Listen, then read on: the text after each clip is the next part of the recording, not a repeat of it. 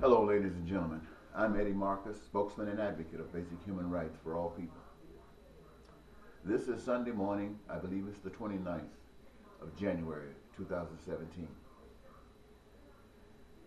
I find that the past several nights I've been waking up having come from some bad places, some dreams. They weren't relaxing and pleasant like they have been, but for the past 4 nights at least, each night was a dream where I was not proud of.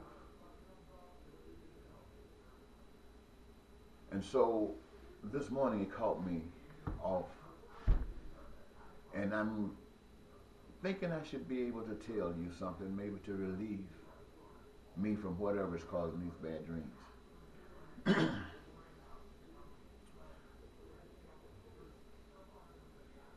The other night, say 3 nights ago maybe, I was watching the news and I saw God. And having seen God, I saw the devil. Now, wherein did this happen? There's an event that occurred. I'm not sure about when, and I'm not even sure about the location. You see, when I observe certain things, I try to pick up that what is important. The name of the place, where it occurred at, is not always that important. But the activity, the thing that happened, it's always important. And so that I remembered. And what I'm referencing is, on one news station, I'm not sure, they were reflecting on some refugees who were leaving Syria. And you know what Syria has been like, some of you.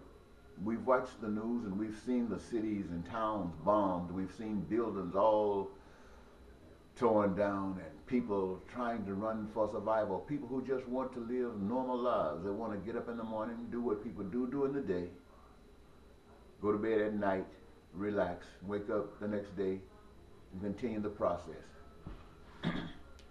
You can't do these things with bombs falling all over the place, bombs being thrown and people being killed just because some other people have some fixed, farced, ideological idea that is damaging.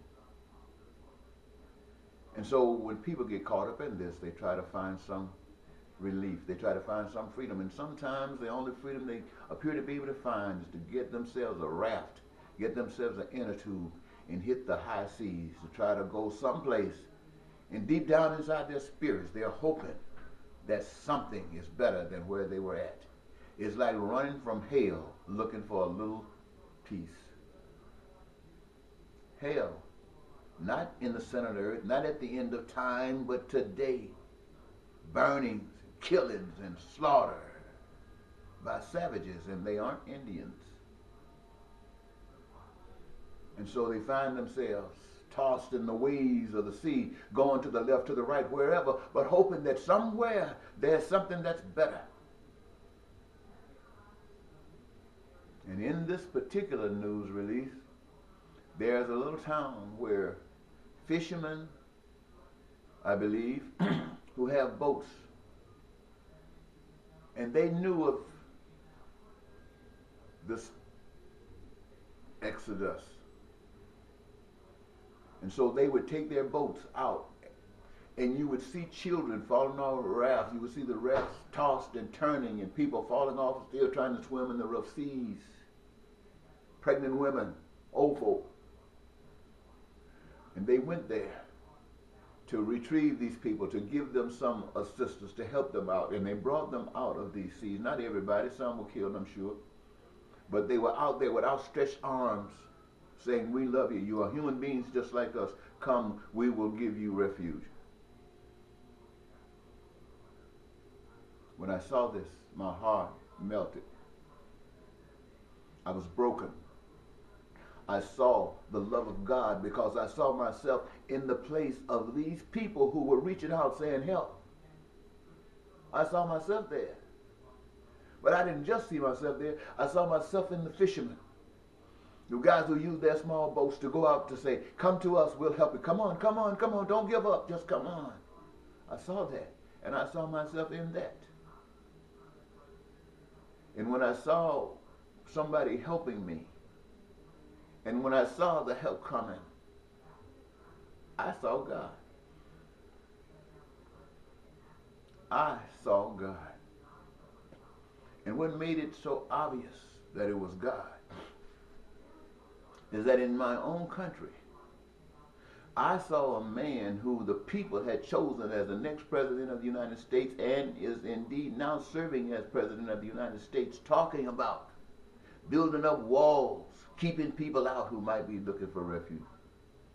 Talking about bringing in drugs and bringing in crime and violence. We got enough of that stuff happening right here.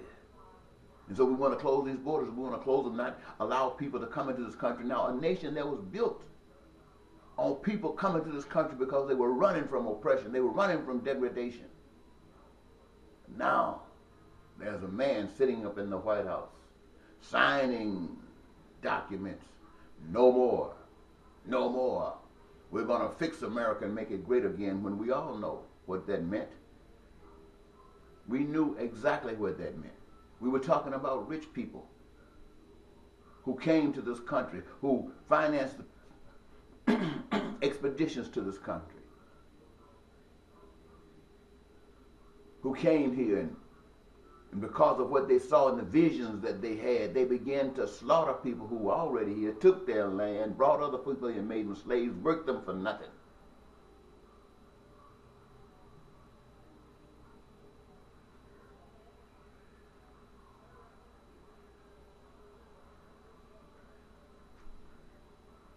And they are the only ones who mattered, the rich. And so they want to take this country back, make it great again, putting all of the rich people in positions of power, and then claim that now we have in America the greatest Congress, the greatest cabinet, the greatest president that ever lived, got more respect from all the people in this country and all the people of the world than anybody else.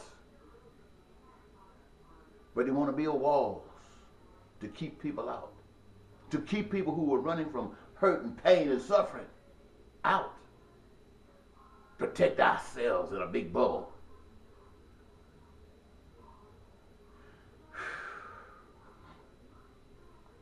I saw the devil.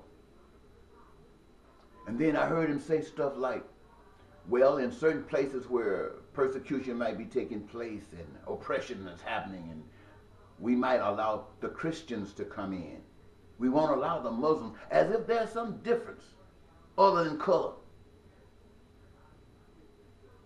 We won't allow the Muslims to come in. We're going to vet them to the extreme that if 100 of them come in, we might let a piece of one get in.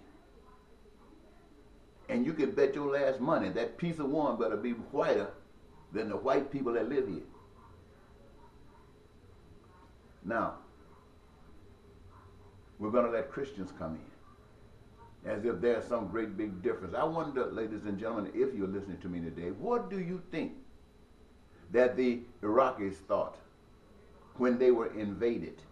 To them, that was terrorism at its highest order. Not just by an individual, not by a group of individuals, but by a nation. A nation raining down terrorism on a small nation that could not defend themselves against this power. The power that is so great they can whip everybody and make everybody get in line. If they're devils, they can make everybody bow to the devil. Christians, that's what they saw. American Christians attacking Muslims. What do you think Libya thought when the nation of terrorism came raining down upon them and taking over their country? What do you think? Christians, Christian terrorists. But now this president said we don't let those Christians come in because they're okay. We'll keep the others out because they're not. This, ladies and gentlemen, was what I saw as the devil.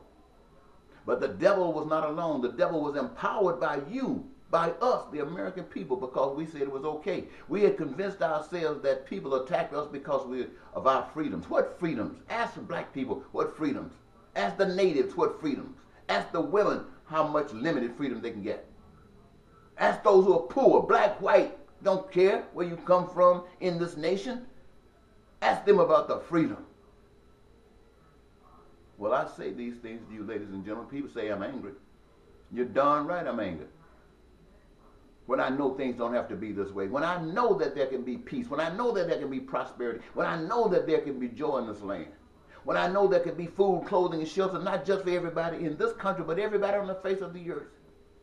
When I know that education, health care is guaranteed to every human being that walks, and that the Creator, when preparing for this thing, made sure that it was possible by offering every human being on the face of this earth a role of participation in the creation of this great, great heaven or this great, great hell. I'm speaking to you today, ladies and gentlemen, because we are not creating heaven, we are creating hell. And you are blind because you've been trained to be blind. I know you've been trained to be blind because I was trained to be blind. And I, my friend, have been just as blind as you. In fact, I might have been even more blind. And I'll tell you why. As a kid, I believed I could do something that I could not do, but I believed it. I believed I could swim across a lake even before I could swim. And I found some way to get out there almost in the middle of that lake. But that was a power that was bigger than human power, that was bigger than America, that was bigger than white people, that were bigger than black people. I found myself in a position where it was death or a power unseen, a power unabated, inability to touch, but yet was sufficient enough to get me out of that lake alive. Even though he had to use a watermouth moccasin, but he ran my butt out of that lake and proved himself to me, not to you, but to me, to give me the authority to stand before you and say what I'm saying to you without biting my tongue, understanding that you will reject it because you don't understand it. Why? Because you're still believing that Christopher Columbus discovered America. You're still believing that black people are 3/5 human. You're still believing that black people don't count, natives don't count. You're still believing that the only person counting is a white man. You're still believing that.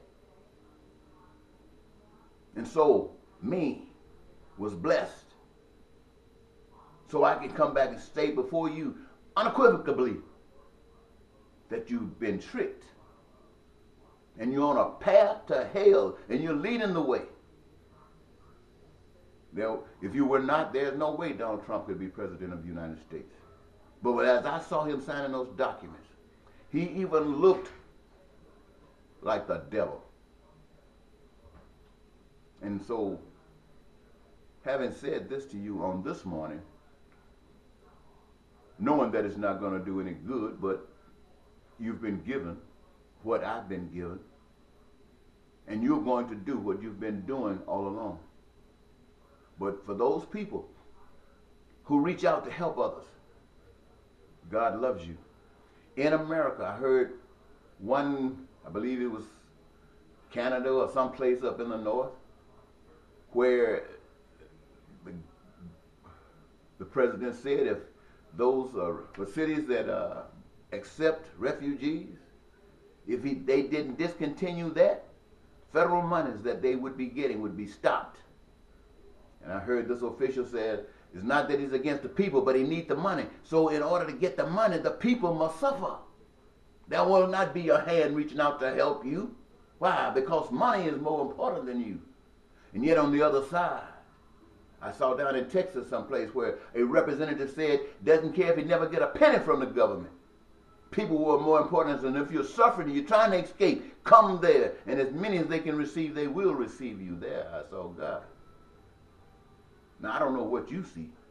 I know in your ignorance, if you're not changed, if your heart, your mind is not changed, and you've gone along with all this stuff in this country, you are a demon. Not because you were created a demon, but you were programmed to be a demon.